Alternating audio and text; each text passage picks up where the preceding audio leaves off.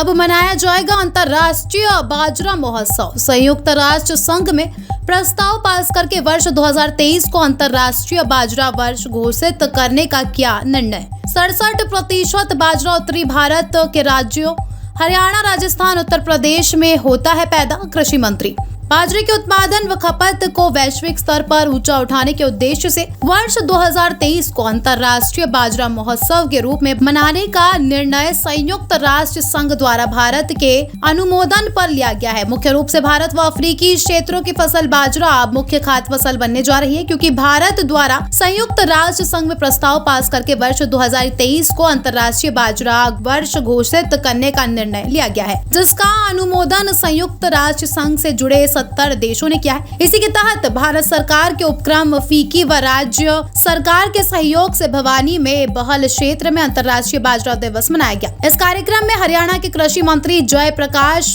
दलाल मुख्य अतिथि के रूप में पहुंचे। इस मौके पर कृषि मंत्री जय प्रकाश दलाल ने कहा कि बाजरे के उत्पादन को बढ़ावा देने के लिए अंतर्राष्ट्रीय स्तर पर प्रयास किए जा रहे हैं, ताकि यह मुख्य खाद्य फसल बन सके। बाजरा जैसे मोटे अनाज के उत्पादन व खपत को बढ़ावा देने के लिए देश भर के किसानों को प्रशिक्षित किया जा रहा है। वे अधिक से अधिक बाजरे का उत्पादन करें। वहीं औद्योगिक क्षेत्र में इसके कंजप्शन बढ़ाने को लेकर स्नैक इंडस्ट्री, फास्ट फूड व अन्य खाद्य पदार्थों में बाजरे के प्रयोग को बढ़ावा दिया जा रहा है। उन्होंने बताया कि पूरी दुनिया में 43% बाजरा भारत देश में पैदा होता है तथा उसमें भी 67% बाजरा उत्तरी भारत के राज्य हरियाणा, राजस्थान व उत्तर प्रदेश में पैदा होता है। उन्होंने बताया कि बाजरे की फसल को बढ़ावा देने के पीछे इसकी पोषक तत्वों की प्रचुरता भी है। इसी बिंदु को देखते हुए बाजरे के उत्पादन को बढ़ाया जा रहा है। इसके अलावा बाजरा एक प्राकृतिक फसल है जो भारत के वातावरण में कम पानी, अधिक गर्मी व कम देखभाल में भी पैदा हो जाता है। ऐसे में भारत देश के उत्तरी भारत व वातावरण विशेष तौर पर प्राकृतिक रूप से अनुकूल है। भारत में हजारों समय से बाजरा खाद्य पदार्थ के रूप में खाया जाता है। कृषि मंत्री ने यह भी कहा कि हरियाणा प्रदेश में बाजरे के उत्पादन व के बेहतरीन भाव मिलने के ऊपर संभावनाएं है।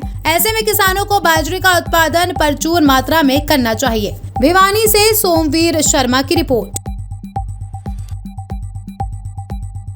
सर, मैं सुरेश कुमार अलका बारडा तहसील चरखी दादरी से आया हूँ। यहाँ अंतर्राष्ट्रीय बाजरा महोत्सव 2022 जो बैल के अंदर आज ये प्रोग्राम था, बहुत ही बढ़िया प्रोग्राम था। डिप्टी डायरेक्टर साहब, हमारे कृषि मंत्री जी और जयपुर से भी बहुत उच्च अधिकारी आए हुए थे, जिन्होंने तरह तरह की जानकारियाँ दी कि भाई हमें अपनी फसल उत्पादन को कैसे बढ़ाया जाए। खास करीब आगे आने वाला समय जो है बाजरा का ही फसल है हमारे देहाती इलाके में, तो उसके बारे में अच्छी बातें बताई गई।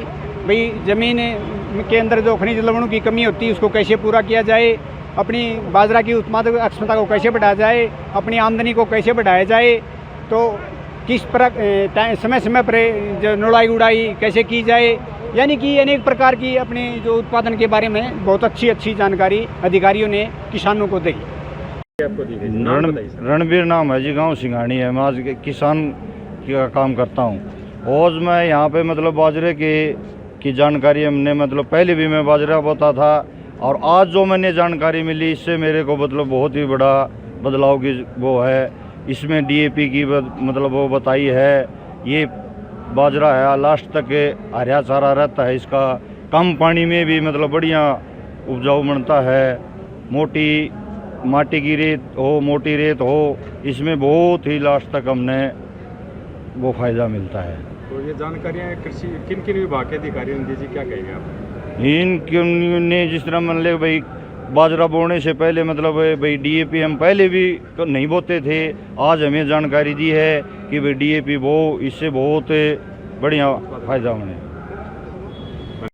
सबसे पहले तो किसान को हमने बताया कि अच्छी पैदावार लेने के लिए सबसे पहले अपनी ज़मीन को अच्छे तरीके से तैयार करें, उसमें 40 से 50 किलो डीएपी का इस्तेमाल करें।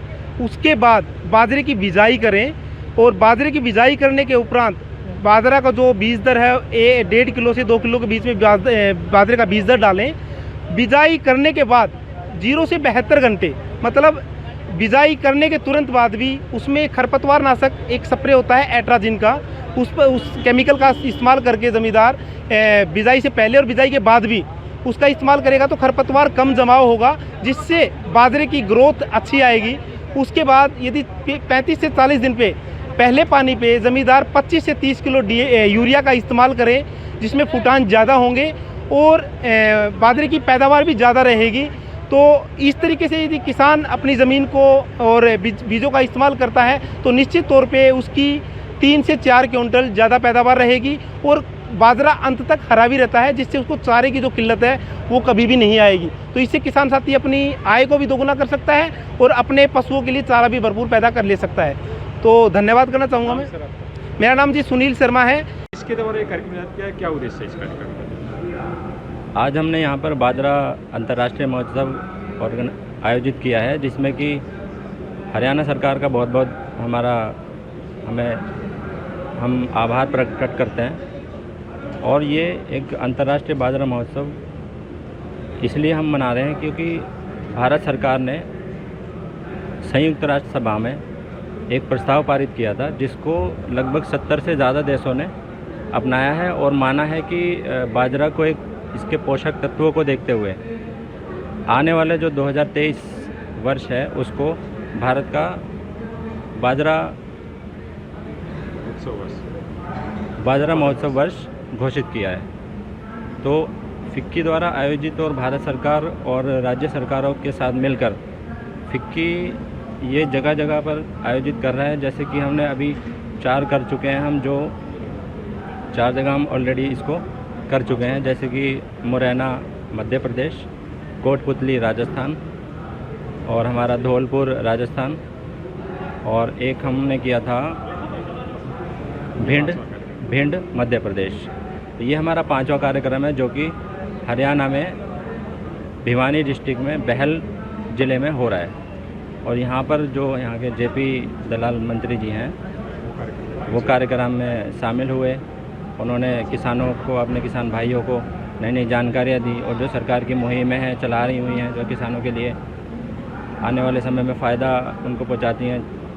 और बाजरा डिपार्टमेंट नाम और बता दीजिए। Directorate of millet department Jaipur से भी यहाँ पर अधिकारी आए और हरियाणा कृषि विभाग से भी अधिकारी आए, जिन्होंने किसान भाइयों को नई नई तकनीकी जानकारियाँ दी, जिससे कि एक बाजरे की जो फसल है ये ज़्यादा से ज़्यादा उपज लेके और ज़्यादा से ज़्यादा इनकम का स्रोत बने, जिससे कि इसमें जो फसल की कटाई के बाद जो चारा निकलता है उससे अपना पशुपालन भी अच्छा हो जाए और पशु दूध भी अच्छा दें और किसानों को फ़ायदा पहुँचे। ये इनकम के स्रोत किसान बना सकते हैं। मेरा नाम संदीप कुमार है और मैं फिक्की से सीनियर एग्जीक्यूटिव पद पर। धन्यवाद।